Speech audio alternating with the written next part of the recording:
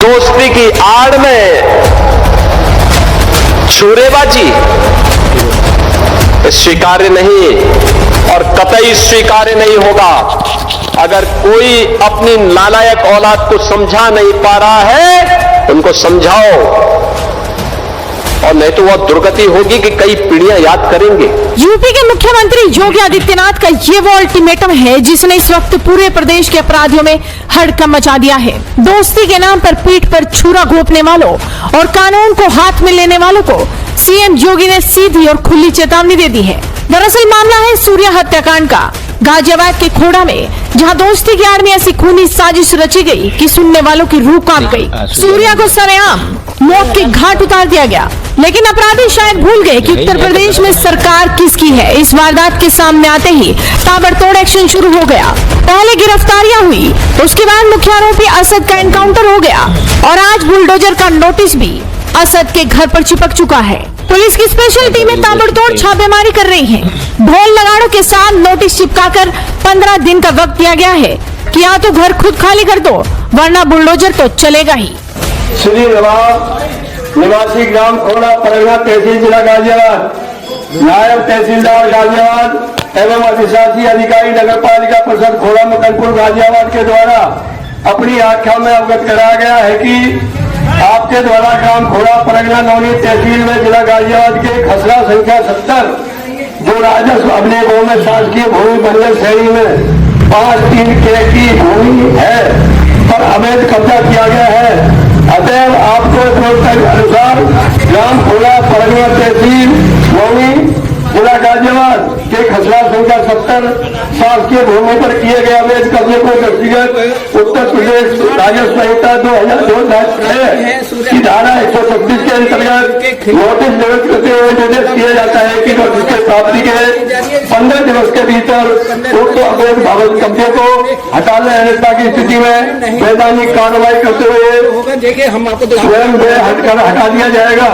इसके लिए आप स्वयं जिम्मेदार होंगे। और आज सीएम योगी ने भरे मन से साफ साफ समझा भी दिया कि चाहे कोई कितना भी रसूखदार क्यों ना हो, अगर उसने किसी बेगुनाह पर हाथ उठाया है या दोस्ती की आड़ में खूनी खेल खेला है तो उसका हश्र बहुत बुरा होने वाला है। आपने देखा होगा बकरीद के अवसर पर किस किस प्रकार की हरकतें हो रही थी। वो तो गनीमत है कि सरकार ने पहले से ही कदम उठाए हुए हैं,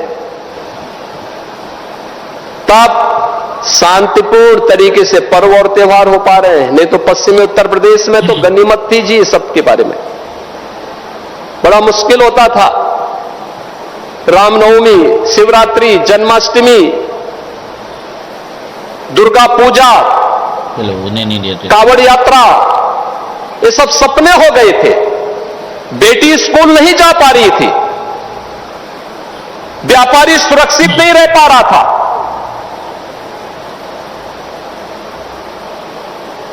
और दोस्ती, कैसी दोस्ती, आपने भी गाजियाबाद में देखा होगा।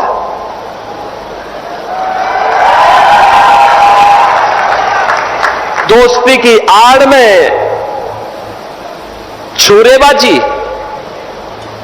स्वीकार्य नहीं और कतई स्वीकार्य नहीं होगा।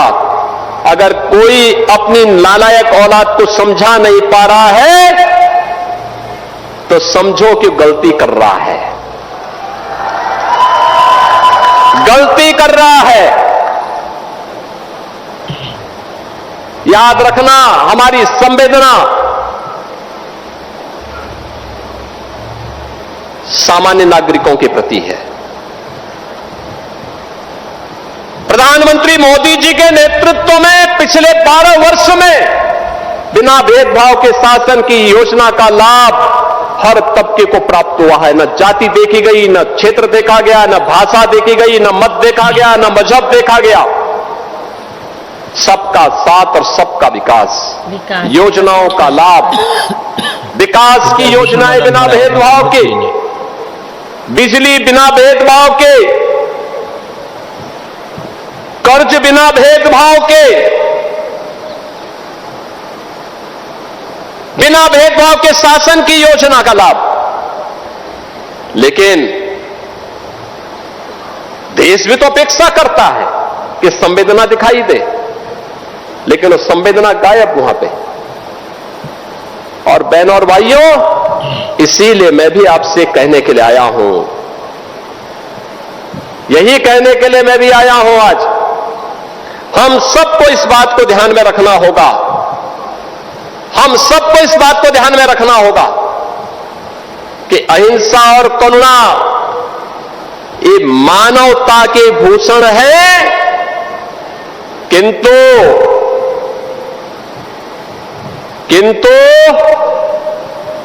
शस्त्र उठाना होगा अगर सामने खरदूषण है। भगवान कृष्ण ने भी यही कहा था। सही बात है। परित्राणाय साधूनाम विनाशाय च दुष्कृताम। सज्जनों के लिए ही हम सज्जन बने, दुर्जनों के लिए नहीं। दुर्जन के लिए बन जाओ महाकाली। भगवान राम ने भी वही किया था। निस्सरहीन करो मही भुज उठाए प्रणकीन। एक ही लक्ष्य था, इस धरती को राक्षस विहीन कर देंगे, क्योंकि ये ऋषि मुनियों को, सामान्य नागरिकों को, गरीबों को, बहन और बेटियों की इज्जत के साथ खिलवाड़ कर रहे हैं। इनसे लड़ना होगा, इनसे निपटना होगा। देश के खिलाफ द्रोह करने वाले लोगों के प्रति उतनी कठोरता के साथ, उतनी निर्ममता के साथ लड़ने के लिए तैयार होना होगा। और आज का ये समारोह जो यहां पर हो रहा है, बहनों और भाइयों, उसी का हिस्सा है। इन लोगों का मुंह तब बंद था जब पाकिस्तान और बांग्लादेश में हिंदुओं पर, सिखों पर, जैनियों पर, बौद्धों पर अत्याचार हो रहे थे, तभी कुछ नहीं बोल रहे थे, कुछ नहीं बोल रहे थे, इनका मुंह बंद था। लेकिन जब इन पीड़ित लोगों के बारे में मोदी जी ने कानून बनाया, तो इन्होंने उस कानून का विरोध किया। उस कानून में कहीं नहीं लिखा था कि किसी मुसलमान की संपत्ति को हम कब्जा करेंगे, लेकिन मुसलमान विरोध कर रहा है। यानी जो हमारे हिंदुओं का विरोध कर रहा हो, हमारे सिखों का विरोध कर रहा हो, हमारे बौद्धों का कर रहा हो, वो कहता गौ को राष्ट्रीय पशु घोषित करो। अबे गाय पशु नहीं, गौ हमारी माता है, और गौ के साथ तो हमारा जन्म जन्मांतर का नाता है। तुम क्या समझ पाओगे इसके बारे में? गौ माता के महत्व को तुम क्या समझ पाओगे? आजकल ज्ञापन देने जा रहे हैं, ज्ञापन देने।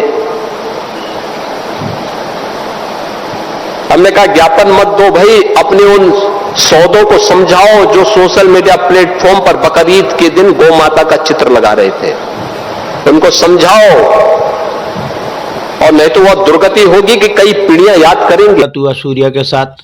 और मैं तो यही कहता हूँ हर बार हिंदुओं को कि भाई देखो, सावधान रहें, सतर्क रहें। और मेरे को भी बहुत परेशान करते हैं मुसलमान। मैं पुलिस के पास भी नहीं जा सकते हम लोग, ऐसा है। क्योंकि पुलिस के पास भी जाते हैं तो पुलिस वाले इन लोगों को पैसा दे के मुंह बंद करवा देते हैं।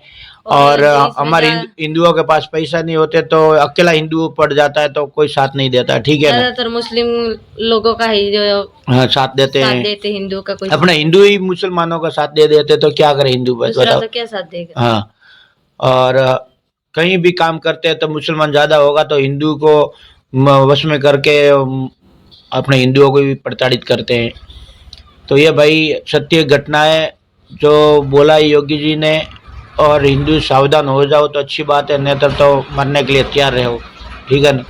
और ये वीडियो आपको अच्छा लगे तो ज़्यादा से ज़्यादा शेयर करें और मेरे चैनल को सब्सक्राइब करते हैं, बेल घंटा दबाएं। पहले वीडियो में आप सभी के साथ अगले वीडियो मुलाकात होंगी। तभी के लिए जय हिंद, जय भारत।